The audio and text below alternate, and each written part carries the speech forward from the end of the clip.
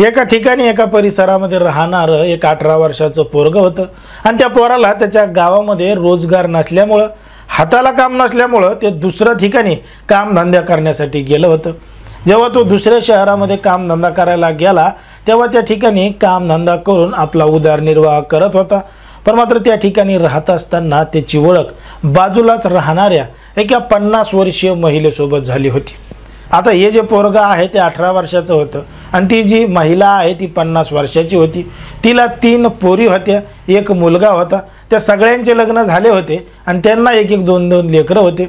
अशा पद्धतीने ती महिला आणि हे पोरग या दोघा जणांची ओळख त्या ठिकाणी त्या परिसरामध्ये होते। मग दोघा जणांची ओळख होते, ओळखीचं रूपांतर मैत्रीमध्ये होतं।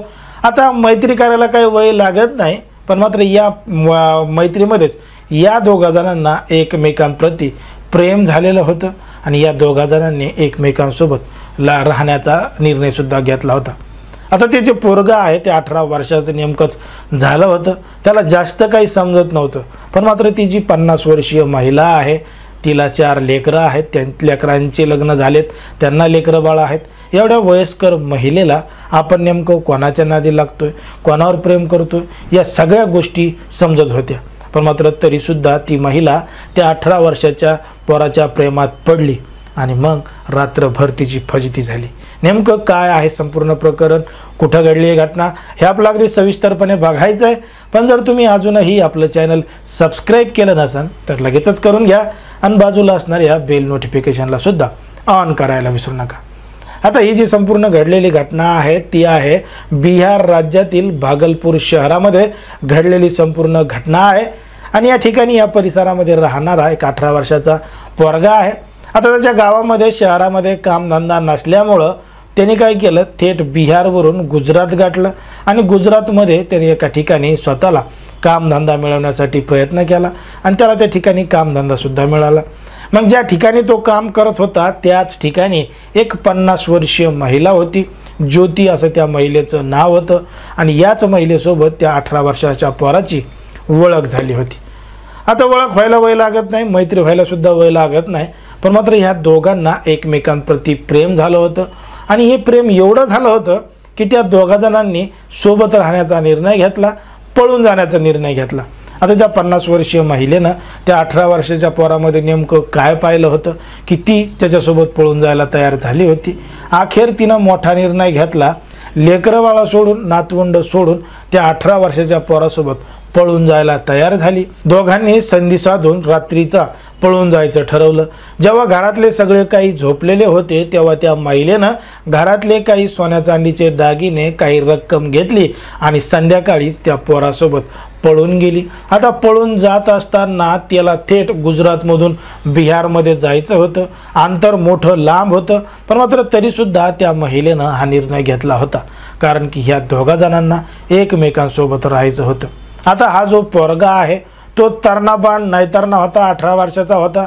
तो त्या महिलेला घेऊन रात्रीच्या अंधारात गल्लीबोळानं इकडून तिकडून पळत होता आणि पळत पळत जाऊन त्यांनी रेल्वे स्टेशन सुद्धा गाठलं होतं। पण मात्र त्या महिलेचं वय 50 वर्ष होतं, तिला पळणं काही होत नव्हतं, चालता सुद्धा येत नव्हतं। पण मात्र कसं बसं करून प्रेमापोटी ते त्याच्यासोबत अंधाराचा फायदा घेऊन रेल्वे स्टेशनपर्यंत पोहोचली। रेल्वे स्टेशनवर पोहोचल्यानंतर कोणी पाहू नये म्हणून रेल्वेच्या एकदम मागच्या डब्यात बसली। त्या ठिकाणी गर्दीमध्ये जागा नाही मिळाली तरी दोघा जणांनी उभा राहून प्रवास केला। गर्दीमध्ये कसं बसं करून त्यांनी बिहार गाठलं, म्हणजे रात्रभर त्यांनी स्वतःची फजिती करून घेतली। त्या महिलेची या संपूर्ण गोष्टीमध्ये मोठी फजिती झाली, पण मात्र तरीसुद्धा तिनं माघार घेतली नाही कारण की तिला मोठ्या प्रमाणात प्रेम झालेलं होतं आणि तिचा निर्णय सुद्धा ठाम होता। आता तो पोरगा त्या महिलेला घेऊन त्याच्या घरी गेला होता।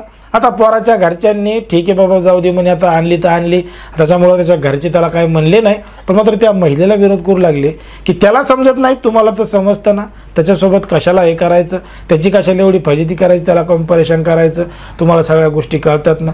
पण पोरानं त्या महिलेसोबत राहण्याचा हट्ट धरला आणि ती त्याच्यासोबतच राहू लागली। दोघा जणांनी लव्ह मॅरेज केलं, लग्न केलं आणि बिहारमधल्या भागलपूर शहरामध्ये राहू लागले। इकडं महिला रात्री पळून गेल्यामुळं परेशान झालेले तिचे जे घरचे होते, ती बायको नेमकी कुठं गेली, काय गेली याचा तपास करत होते. तिला फोन लावण्याचा प्रयत्न करत होते, तरीसुद्धा तिचा फोन लागत नाही, कारण की घरचे मोठ्या प्रमाणात परेशान झाले होते. आता तिचे लेकरं मोठाले होते, त्यांचे लग्न झालेले होते, ते पोलीस स्टेशनमध्ये गेले होते, ती बेपत्ता झाल्याची तक्रारसुद्धा दिली होती. पण मात्र कोणावर संशय आहे का, काय आहे का याची माहिती जेव्हा त्यांनी काढली, तेव्हा बाजूलाच काम करणारा तो जो 18 वर्षाचा पोरगा आहे, तो सुद्धा त्याच दिवसापासून बेपत्ता होता, म्हणून संशय त्याच्यावर आला. आणि त्यांचे जेव्हा कॉल डिटेल्स तपासले, तेव्हा हे दोघंजण एकमेकांसोबत बोलत होते, ही माहिती त्या ठिकाणी मिळाली. मग त्या 50 वर्षीय महिलेच्या घरच्यांनी थेट गुजरातवरून भागलपूर गाठलं, त्या पोराच्या घरी पोहोचले आणि घरी पोहोचल्यानंतर त्या महिलेला विनवणी करू लागले. या वयात या सगळ्या गोष्टी शोभत नाहीत, लेकरं आहेत, नातवंड आहेत, चला वापस घरी चला. पण मात्र त्या महिलेनं तिचा निर्णय बदलला नाही. ती त्याच पोरासोबत राहण्यासाठी ठाम राहिली.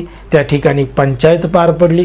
त्या पंचायतीमध्ये सुद्धा त्या महिलेनं तेच सांगितलं की ती त्याच पोरासोबत राहणार आहे आणि इथून पुढचं आयुष्यसुद्धा त्याच्यासोबतच जगणार आहे. पण मात्र त्या महिलेच्या घरच्यांनी मोठी विनवणी त्या महिलेला केली आहे की तिचे लेकरं मोठाले, त्यांना लेकरं बाळ आहेत, आता हे शोभत नाही, असं नाही तसं नाही, एक तिला भावनिक आव्हान केलेलं आहे. पण मात्र ती महिला अजून तिच्या निर्णयावर ठाम आहे. मग आता त्या ठिकाणी पोलीस, गावकरी आणि पंचायतसुद्धा मध्यस्थी करून काहीतरी मार्ग काढणार आहेत. पण मात्र ज्या पद्धतीनं त्या 50 वर्षीय महिलेनं 18 वर्षाच्या पोरासोबत राहण्याचा निर्णय घेतला, तो निर्णय योग्य आहे का? जरी त्या महिलेचा निर्णय योग्य असला तरीसुद्धा त्या पोरासाठी तो निर्णय योग्य ठरणार आहे का? कारण की त्याच्या वयामध्ये आणि तिच्या वयामध्ये जवळपास 32 वर्षाचं अंतर आहे. जेव्हा हा 30 वर्षाचा होईल तेव्हा ती 62 वर्षाची होईल. म्हणजे यांच्या वयामध्ये दुप्पट असा अंतर आहे, दुप्पट तिप्पट असा फरक आहे.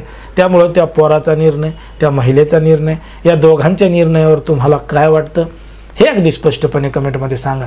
कारण की कोणाच्याही भावना दुखवणं, कोणाचंही मन दुखवणं हा आपला उद्देश नाही. समाजामध्ये जे घडते, वर्तमानपत्रामध्ये जे छापून येतं त्याच्यावरच सांगण्याचं काम आपण या ठिकाणी करत असतो. आता ज्यांना कोणाला वाटत नसेल की अशा पद्धतीची खरंच घटना घडली असेल का, काही सांगत आहेत, त्यांच्यासाठी आपण कमेंट बॉक्समध्ये बातमीची सविस्तर लिंक देत आहोत. त्या ठिकाणी जाऊन ते सविस्तर बातमी वाचू शकतात आणि अशाच पद्धतीचे नवनवीन व्हिडिओ पाहण्यासाठी आपल्या चॅनलला लगेच सबस्क्राईब करू शकतात.